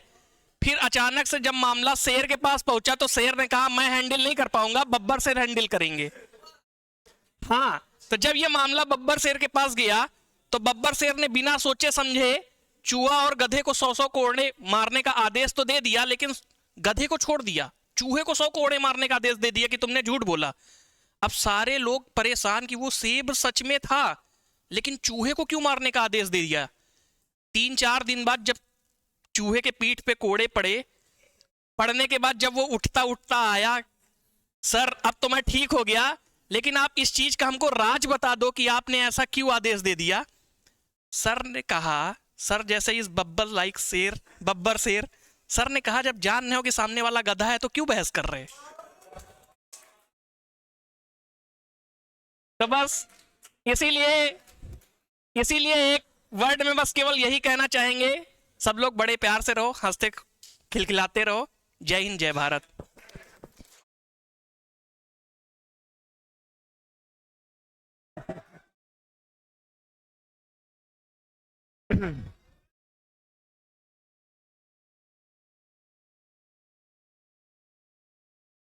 देखो, उत्कर्ष की एक तो कहानी बताने की जो कला है और जितने प्यार से ये बोलता है, मैं तो भाई इसका दीवाना हूँ, इसके बोलने का, ठीक है। और दूसरी चीज ये है कि जैसे इसने कहानी सुनाई और आपने इसकी बातों में भी फिर भी कुछ ना कुछ फनी निकाला और हंस लिए। मेरे को ऐसा लगता है कि यार हंसाने वाले लोग कहाँ हैं इस दुनिया में, बहुत कम लोग हैं। इनकी वजह से हम लोग खुश हो पाते हैं, खुल के हंस पाते हैं ना। तो मैं तो चाहता हूँ कि वही उत्कर्ष हर सेशन में 2-4 मिनट की एक स्टोरी रोज सुनाया करे हर सेशन में। और हमें एक सीख भी दे दे और साथ में, है ना, थोड़ा कुछ हंसा भी दे। सब्सक्रिप्शन ले ले।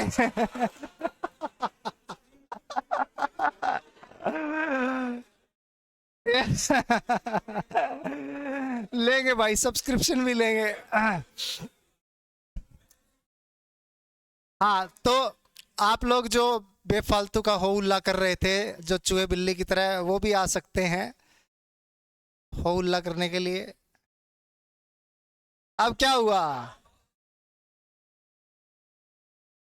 तुम भी तो मौका दो भाई दूसरों को।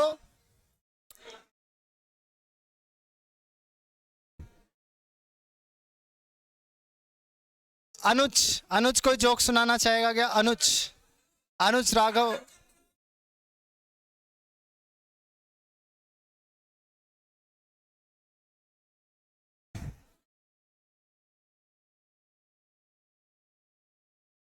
चलो,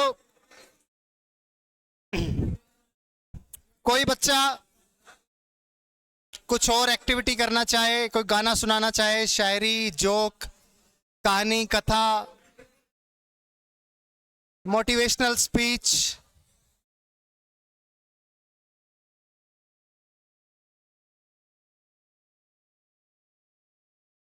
या गुरुकुल का एक्सपीरियंस शेयर करना चाहे, आज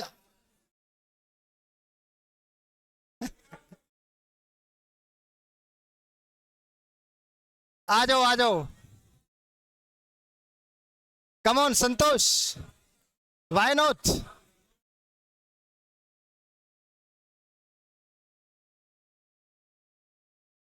क्यों? जोरदार तालियों से स्वागत कीजिए जितेश का।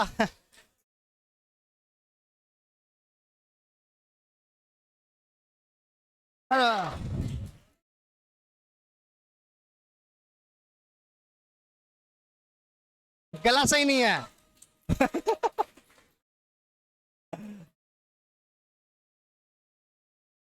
चलो जितेश अभी 2-3 लाइनों में अपना गुरुकुल का थोड़ा एक्सपीरियंस शेयर करेगा हमारे साथ। ये कभी रहा नहीं ऐसी जगह पे, ठीक है? इसको कैसा फील हुआ, कैसा लगा, है ना? पहले की लाइफ कैसी थी और अब की कैसी है, थोड़ा सा बताइए।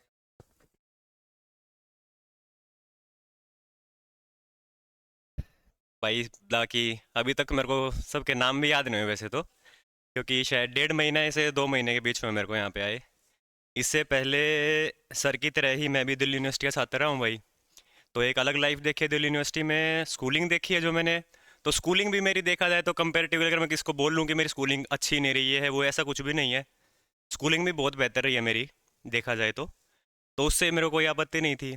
मैंने तैयारी शुरू करी पहले तो 2020-21 में मैंने तैयारी शुरू की थी, कोरोना के टाइम पे। यूपीएससी मेरा टारगेट था, तो तैयारी अच्छी चल रही थी। दिल्ली रहता था, यूनिवर्सिटी में वहीं पढ़ता था। प्री दिया एक बारी, पहली बार में नहीं हुआ, दूसरी बार प्री दिया, हो गया। बहुत खुश हुआ। उस खुशी के चक्कर में मेंस की तैयारी कमज़ोर पड़ गई। प्री का रिज़ल्ट आया, ज़्यादा खुश हो गया, 15 दिन छुट्टी मार दी। मैं छुट्टी मारते हैं कोई बात नहीं। मेंस में बैठे, वो 15 दिन याद आए। मैं क्या करे भाई, अब पेपर तो नहीं हो रहा, मेंस रह गया। वो मेंस रहने के बाद फिर डीमोटिवेट होता चला गया, पढ़ाई छोड़ दी। बीच में 2-2.5 साल के लिए फिर मैं अपने काम धंधे में, बिजनेस के लिए चक्कर में गुड़गांव वगैरह कहीं कहीं काम में लगा रहा। काम भी अच्छा चल रहा था, अभी भी जो चल रहा है भाई संभाल रहा है उसको। बट उस 2-2.5 साल के पीरियड में क्या था कि जो मैंने तैयारी की थी ना, कॉलेज में अच्छे में एडमिशन लिया, यूपीएससी की तैयारी की, तो उस 2-2.5 साल में पैसे कमा रहा, सारे काम कर, लेकिन एक मन में एक पिंच होती थी वो चीज़ कि तूने अपनी ज़िंदगी के जो इंपॉर्टेंट टाइम था 4 साल 5 साल, वो एक किसी पढ़ाई को दिए, गवर्नमेंट सर्विस को पाने के लिए, और वो तेरे को मिल नहीं रही। काम के चक्कर में किसी ऑफिसर के ऑफिस जाना पड़ता, तो फिर वहाँ देख के अपने आप को इमेजिन करने वाली आदत थी कि यार ये पोस्ट मैंने चाही थी और आज मैं इस पोस्ट को अपनी आंखों के सामने देख रहा हूँ, पैसे भी हैं सारी चीज़ें, लेकिन मैं इसको पा नहीं रहा। वो पिंच होती गई होती गई। अभी भी काम सारा ठीक था। ये बात फिर मैंने घर पे अपनी माँ से डिस्कस की कि माँ ऐसे ऐसे चीज़ है और मैं उस जगह पे फिर से जाना चाहता हूँ। फिर सर्च आउट करना शुरू किया क्या किया जाए। मैं फिर भी काम में बिजी था, मैंने ना गुरुकुल के बारे में खुद को पता दी। तो मेरी मदर ने ही खुद से मेहनत की, यूट्यूब पे सर्च किया कि बच्चे ने बोला है उसका मन है। उन्होंने फिर सर की वीडियो देखी, एक रिलेटिव से पता किया, वो सर को जानते थे कि ऐसे ऐसे हैं वो, टीचर वो पढ़ाते हैं। उन्होंने इंट्रोड्यूस करवाया। तो मैं तो सच बताऊं तो मेरे को पता नहीं था मैं गुरुकुल आ रहा हूँ। मैं अपना सर को भी ऐसे बताया, मैं मस्ती में अपना गोवा घूम रहा था उस टाइम पे, एक हफ्ते से। मेरे को घर से फ़ोन आता कि आ जा एक बारी काम है। मैं ठीक आ गया, मेरा सामान पैक था, अगले दिन मेरे को गुरुकुल में ला दिया गया। मैं सोच रहा हूँ मैं ये क्या हो गया एकदम से ज़िंदगी में। शुरू में 2 दिन अजीब लगा, 3 दिन अजीब लगा, लेकिन जैसे जैसे मेरी सीटिंग बनती चली गई ना, लाइब्रेरी की उस सीट पे बैठा, वो पीछे जो पहले टाइम सारा गुजरा था ना मेरा तैयारी का, वो मेरे दिमाग में रिकॉल होना शुरू हुआ। वो सारी चीज़ें सामने आई कि भाई तू जिस डायरेक्शन में पहले जा रहा था, तू वापस उसी डायरेक्शन में जा रहा है। अब जैसे उदित जी ने बोला कि पैसे आप नहीं अगर बाहर जाके कमा सकते हो तो कोई दिक्कत नहीं, आप कमाओ। मैं बाहर जाके कमा सकता हूँ, लेकिन मेरे को डर सिर्फ इस चीज़ का था कि क्या पता, मैं मेरे अभी तैयारी कर रहा हूँ, अपनी तरफ से पूरी मेहनत कर रहा हूँ, 1 साल बाद 2 साल बाद सिलेक्शन हो ना हो, मेहनत अपनी तरफ से पूरी करनी, बस ये पता है। लेकिन मैं ये नहीं चाहता था कि मैं कि 30-32 साल में हो जाऊँ, पैसा भी कमा लूँ, लेकिन उस दिन भी मेरे मन में ये रिग्रेट रहे कि 32 साल की मेरी उम्र है, मेरे बैंक अकाउंट में बेगिनत पैसा पड़ा है, मैंने सब कमा लिया है, लेकिन फिर भी मैं खड़े होकर ये प्राउड से नहीं कह पा रहा कि यार जो मैंने सोचा था वो मैंने कर लिया। तो ये मेरा रीज़न है यहाँ पे आके करने का कि मैं खुद से तैयारी कर रहा हूँ फिर से। फाइनेंशियल फ्रीडम है नहीं है वो मेरे लिए मैटर नहीं करती। मेरे लिए एक चीज़ मैटर करती है, सनक। मेरे दिमाग में कोई कॉन्सेप्ट अट गया तो वो अट गया, तो वो सोल्व करना, चाहे मेरे को 1 घंटा लगे चाहे 2 घंटे लगे। मेरे दिमाग में अब ये कहते हैं मेरी स्कूलिंग अच्छी, सारी चीज़ अच्छी है कि मेरी इंग्लिश अच्छी होगी, लेकिन सर के पास आके मैंने टेस्ट दिया। जीएस तो चलो ठीक है, यूपीएससी की थी, मेरी थोड़ी बहुत जितनी आती है वो आती है। मेरे हिसाब से बुरे मार्क्स इंग्लिश में आए थे, जबकि मेरी इंग्लिश मीडियम की स्कूलिंग रही है। इंग्लिश के मैं नॉवेल्स पढ़ता हूँ बहुत टाइम से, मैं हिंदू पढ़ता हूँ, फिर भी मेरे नंबर कम इंग्लिश में आए थे। फिर मेरे को समझ में आया कि जो तू रीडिंग करता है ना, उससे तेरी सेंस तो डेवलप हो गई है, लेकिन जो ग्रामेटिकल चीज़ें हैं, जो वो कैब है ना, वो जो पेपर में, वो बिल्कुल अलग चीज़ है। अब वो चीज़ भी मेरे को करनी थी। अब मेरे को बोरिंग इसलिए लग रहा था कि यार तेरे को इंग्लिश आती है, तू वही पढ़ रहा है, इतनी बोरिंग चीज़ है। लेकिन फिर भी मैं उसको पढ़ रहा हूँ, डेवलप कर रहा हूँ, आज यहाँ पे खड़ा हूँ। स्कोर भी आप लोगों के सामने, आप देख रहे हो डेवलपमेंट हो रही है उस चीज़ में। और मैंने उम्मीद नहीं की थी कि मैं 1 महीने 1.5 महीने के अंदर डेवलप कर पाऊंगा। वो सर से रेगुलर गाइडेंस होती है हर हफ्ते में, और किसी की मेंटरशिप हो या बच्चा ना जाए या ना जाए, मैं जरूर सर के पास पहुँचता हूँ। मेरे को अगर डाउट आता है सर रूम में हो या कहीं पे भी, मैं जरूर डाउट लेके पहुँचता हूँ, चाहे कुछ भी हो जाए। क्योंकि सिर्फ एक रीज़न है, सनक। जिस दिन दिमाग में अपने ये वहम बिठा लोगे ना कि भाई है तो यही है तेरी ज़िंदगी में, इसके अलावा कुछ भी नहीं है, ये मन में बिठा लो कि ये नौकरी है या सर्विस है, कोई भी नौकरी है, कि या तो यही ऑप्शन है या फिर ऑप्शन नहीं है। जिस दिन ऑप्शन बना लिया ज़िंदगी में कि ये नहीं होगा तो ये कर लूँगा, उस दिन भूल जाना कि तैयारी हो पाएगी। क्योंकि मेरी ज़िंदगी में दिक्कत ये थी, मेंस नहीं हुआ, उसके बाद मैंने ऑप्शन बना लिया कि कोई नहीं, तैयारी छोड़ देता हूँ, दूसरा काम है तो। लेकिन अब जो यहाँ पे आया हूँ, सारी चीज़ पीछे छोड़ के ये सोच के आया हूँ कि मेरे पास ऑप्शन नहीं है, कि मेरा जो काम था, अब मैंने इतना तक समझ लिया कि जो मेरा काम था ना, वो मेरा काम नहीं हो, मैंने भाई को दे, वो भाई का ही काम है। हर एक चीज़ को अपने से पराया कर दो, सिर्फ एक चीज़ को अपना लो, उस चीज़ में सक्सेस मिल जाएगा।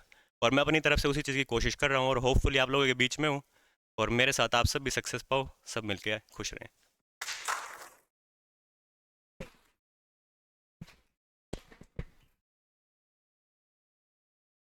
जितेश ने एक बहुत ही इम्पोर्टेंट चीज़ हमें बताई है कि लाइफ में और कुछ हो ना हो, पैशन होना बहुत ज़रूरी है। उसी को हम सनक बोलते हैं। और आदमी के अंदर जब ये सनक बैठ जाती है कि मुझे ये चीज़ करनी है, फिर और कुछ नज़र नहीं आता है। बेसिकली आप हैं, आपका टारगेट है। फिर जो डिस्ट्रैक्शंस, बच्चे कहते हैं ना सर यूट्यूब खोल के बैठ गए और 2-3 घंटे कैसे चल गए पता नहीं लगा, मन नहीं लग रहा है, ये सारे फिर बहाने लगने लगते हैं। अब बच्चा मेरे पास आता है ना कि सर मन नहीं लग रहा है, या मतलब पता नहीं क्यों पढ़ाई नहीं हुई, या जाके मैं देखता हूँ कि या तो यूट्यूब देख रहा है या चैटिंग कर रहा है, तो फिर चोर की दाढ़ी में तिनका कह रहा मेरा नाम ले लिया। तो ये बेसिकली क्या है, ये आपके और आपके गोल के बीच में जो डिस्ट्रैक्शंस है ना, ये फिर आएंगी नहीं। आपको लगेगा कि यार ये तो वेस्टेज ऑफ टाइम है, ये मुझे करना ही नहीं है। मेरे को अपना गोल दिखाई दे रहा है, सीजीएल है, 26 है, प्री है, मई के अंदर इतना बचा हुआ है, ये करना है, इस प्रकार से करना है। फटाफट अगले 3-4 महीने प्रोडक्टिव बना के, पेपर दे के, सिलेक्शन लेके, मेंस करके और ख़त्म करके कहानी चले जाओ, अपनी लाइफ में आगे बढ़ो। और अगर वहीं पे आप ऐसे यूं ही चलते रहे कि भाई आज यूट्यूब देख रहे हो, कल मूवी देखने का मन है, घूमने चले गए हो, ठीक है, फिर शादी आ गई है घर में, 2 दिन शादी में निकाले जा सकते हैं, लेकिन 20 दिन लगा के आ रहे हो, महीना निकाल के आ रहे हो, तो फिर भूल जाओ। फिर वो चीज़ें आपको कहीं ना कहीं खींचती हैं। ठीक है, कोई चीज़ इंपॉर्टेंट है, मैं ये नहीं कहता फैमिली प्रायोरिटी नहीं है, बिल्कुल है। बस ये है कि वहाँ पे टाइम थोड़ा सा कम लगा दो, अभी कम लगा दो, फिर पूरी लाइफ टाइम लगाते रहना, क्या किसने मना किया है। अब मैं बता रहा हूँ, मेरे घर में ऐसा हुआ था कि मेरे परिवार में शादी थी, रिलेटिव्स में, और शादी हो गई है, 6 महीने बाद मुझे पता चल रहा है कि शादी हो गई है। अब मैं घर वालों को कह रहा हूँ कि मतलब मम्मी ने वैसे ही बोल दिया एक दिन कि कब आएगा, मैंने कहा उनकी शादी है ना तब आऊँगा। अब मम्मी हंस रही है, कहते तेरे पापा ने मना कर दिया था बताने से। मैं गुस्सा भी हो रहा हूँ कि मेरे को क्यों नहीं बताया, भाई शादी थी, मेरे को आना था, ये वो बड़ा चाव था मेरे को, नहीं बताया घर वालों ने। अब फिर मैंने उसको पॉजिटिवली लिया, मैं कहा चलो जो होता है अच्छे के लिए होता है। At the end of the day अपन तो यही बोलता है, चाहे लाइफ में अच्छा हुआ बुरा हुआ कैसा भी हुआ, कि जो हुआ अच्छे के लिए हुआ, कोई बात नहीं, अब आगे बढ़ो, पीछे की बातों पे मिट्टी पाओ, ठीक है। तो अभी आप लोगों को बस ये देखना है, जो बच्चे अच्छा कर रहे हैं, जो आप देख रहे हैं कि इनमें इम्प्रूवमेंट है, वो क्या अलग कर रहे हैं, आपको और क्या क्या करना चाहिए, ठीक है। डाउट्स आप लो, हमेशा लो, मेंटरशिप आप लो, हमेशा लो। अभी मैं सबको बुला रहा हूँ, बार बार बुला बुला के कि आज तेरी मेंटरशिप है, सीट पे जा जा के खटखटा रहा हूँ कि आजा भाई मेंटरशिप है, ले ले, दिखा दे क्या किया हुआ है। डायरी मैं देखता हूँ, डायरी ऊपर से खाली पड़ी है। मैंने बोला भाई अब मैं क्या मेंटरशिप करूँ तेरी, मेरे को पता ही नहीं तूने पढ़ा क्या है, तेरे को खुद को नहीं पता तूने पढ़ा क्या है, अब मैं क्या मेंटरशिप करूँ। इसका मतलब सीरियस ही नहीं है। फिर पता है अल्टीमेटली क्या होता है, हम ह्यूमन बींग्स हैं, मुझे लगेगा यार बच्चा ही सीरियस नहीं है, इस पर क्या ध्यान देना। पता लगे मैं ध्यान पे ध्यान देता जा रहा हूँ, ये साला खुद अपना सीरियस ही नहीं है, इसको मज़े लेने हैं, मेरी मेहनत और बेकार जाएगी, इस पर क्यों मेहनत करनी। बट फिर अल्टीमेटली वो आ जाता है कि एक टीचर वाली चीज़ की नहीं यार, चाहे बच्चा कर रहा है नहीं कर रहा है, तेरे को अपना नेचर नहीं खोना है, तेरे को तो मेहनत करनी ही है। सामने वाला बेशरम है कोई बात नहीं, तेरे को नहीं होना है। फिर बुलाता हूँ कि आजा भाई, फिर लिखता हूँ कि डायरी को सीरियसली फिल कर ले। तो डायरी को लिखो, भरो कि एक बच्चा कह रहा है सर मैंने मैथ ही मैथ पढ़ा पूरे हफ्ते, तो लिख ले भाई, किसने मना किया है, मैथ पढ़ा है, लिख। मैथ का ये क्वेश्चन किया, एक ने कहा सर 25 ही सवाल किए, 30 ही सवाल किए, तो 30 सवाल लिख कि मैंने इस चैप्टर के 30 सवाल किए, पूरे दिन में बात खत्म। मुझे पता तो लगेगा कि तू भाई एक दिन में 30 ही सवाल कर पा रहा है। वो 30 से मैं कैसे तेरे को 35 पे पहुंचाऊं, कैसे 40 पे पहुंचाऊं, वो सारी चीज़ें फिर मैं सोचूंगा। अब खाली डायरी सामने लेके आ गए कि सर पढ़ा था बस ठीक ठाक हुआ, दिन ऐसे ही निकल गए, फिर इसका कोई जवाब नहीं है मेरे पास कि ऐसे ही निकल गए। ऐसे ही निकल गया क्या मतलब है। अरे भाई आपने 12 घंटे हैं, कुछ पढ़ाई की है तो लिखो क्या पढ़ा, नहीं किया तो लिखो नहीं पढ़ा। या तो आपको शर्मिंदगी महसूस होती है कि मेरे को दिखेगा कि मैंने क्या किया है, या घर वाले कभी डायरी उठा के देख लेंगे तो लगेगा कि यार घर वालों ने ये क्या किया है, तूने कुछ नहीं किया, घर वाले डांट देंगे या सर डांट देंगे, तूने तो कुछ किया ही नहीं इस हफ्ते। तुम्हें उस बात से डर लग रहा है, अरे तो डरो, कोई दिक्कत नहीं है, बट उसमें लिखो। आप में इतना गट्स होना चाहिए कि आपने अगर समय बर्बाद किया है तो आप में गट्स होना चाहिए कि आपको सुनना भी आना चाहिए, कि अगर सामने वाला सुना है कि यार तूने समय बर्बाद किया, या खुद को फेस करना आना चाहिए, खुद को बोलो कि यार मैंने की है गलती, बट उसको एक्सेप्ट करके आगे काम करने पे चलो, ठीक है। और अ, आप सभी को पता ही है मेंस के आंसर की आ गई थी, है ना। बच्चों के अपने पास जितने भी 8-9 बच्चे थे लगभग मेंस वाले, और लगभग के 300 के आसपास या 300 प्लस नंबर हैं, ठीक है। कंप्यूटर में 3-4 बच्चों का खेल हो गया है, उसमें कोई कुछ कर भी नहीं सकते। 3-4 बच्चे हैं जिनका कंप्यूटर भी पास है और नंबर भी अच्छे हैं, तो होपफुली जॉब लग जाएगी, ठीक है। उनमें से दो हमारे यहाँ पे बैठे ही हैं, साहिल संयम, दोनों भाई हैं, आपको पता है। साहिल के 310 हैं, संयम के 325 हैं, ठीक है। दोनों का कंप्यूटर भी पास है और दोनों को अच्छी जॉब मिल जाएगी, टचवुड, है ना, बहुत अच्छा होगा। और जब तक रिजल्ट वगैरह नहीं आता है, संयम आपको पता है यूपीएससी की तैयारी कर ही रहा है, साहिल अपने साथ अभी एज ए डाउट टीचर रहेगा, साथ में आपको हेल्प करेगा, आपकी मेंटरशिप वगैरह। वो कह रहा था कि सर मैं करना चाहता हूँ कि मैं बच्चों को थोड़ा और अच्छा गाइड कर दूँ, बता दूँ।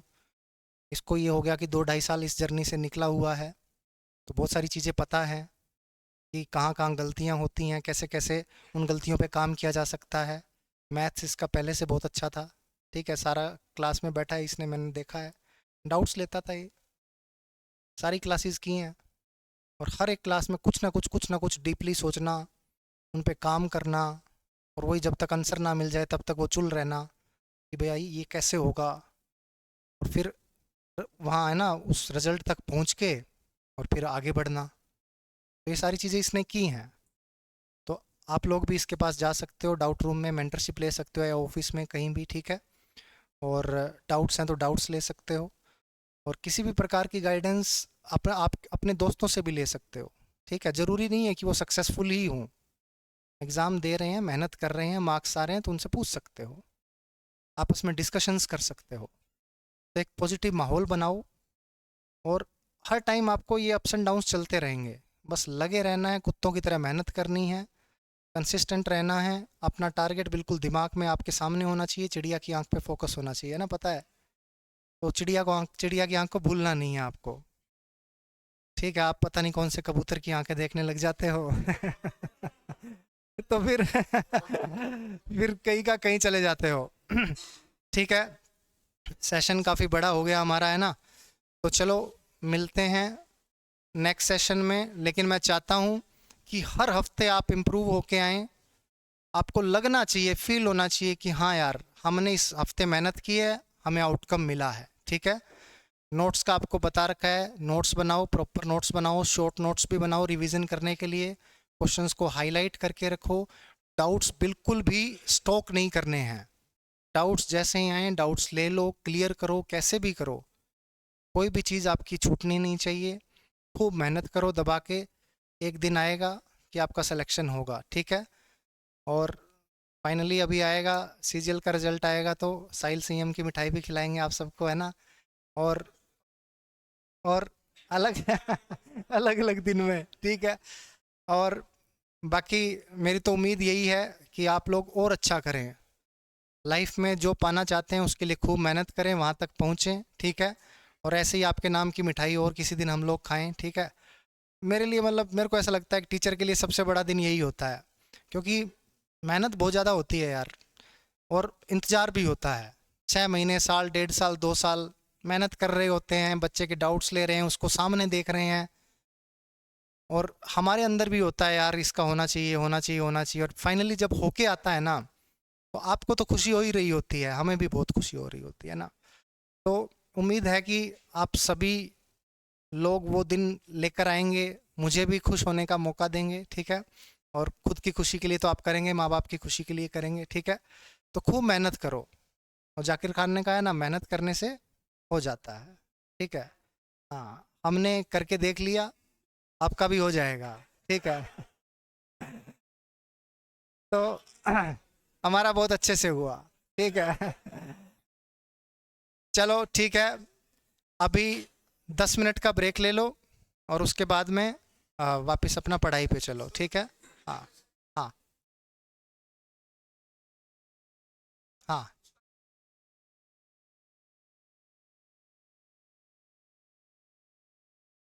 ठीक है। उसको जो मैथ्स का सेक्शनल टेस्ट हुआ था 100 क्वेश्चन वाला, उसके आप क्वेश्चन सोल्व कर लो, ठीक है।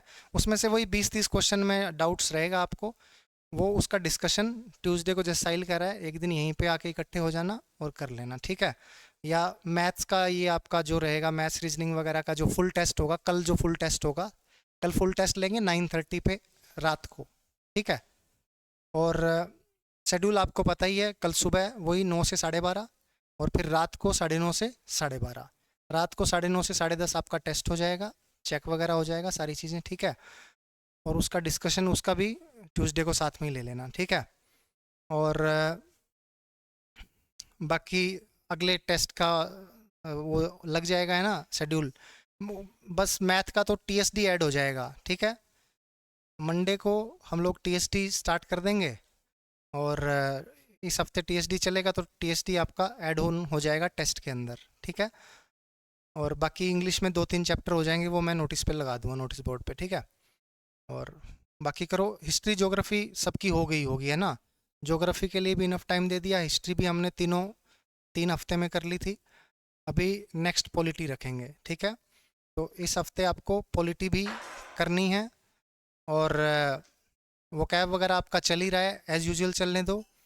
और ग्रामर के अपना वॉइस नरेशन हो चुका है, टेंस हो चुका है, models, conditionals, question tag, verb, ये सारे चैप्टर्स डाल दिए हैं, ठीक है। तो इस बार नाउन, प्रोनाउन, एडजेक्टिव, एडवर्ब, इनके क्वेश्चंस ज़्यादा रहेंगे, ठीक है। तो ये चैप्टर आप करके आना, नाउन, प्रोनाउन, एडजेक्टिव, एडवर्ब, और वोकैब वगैरह साथ में आप कर ही रहे हो, आरसी 2 रहेंगे ही रहेंगे, ठीक है। चलो मिलते हैं नेक्स्ट सेशन।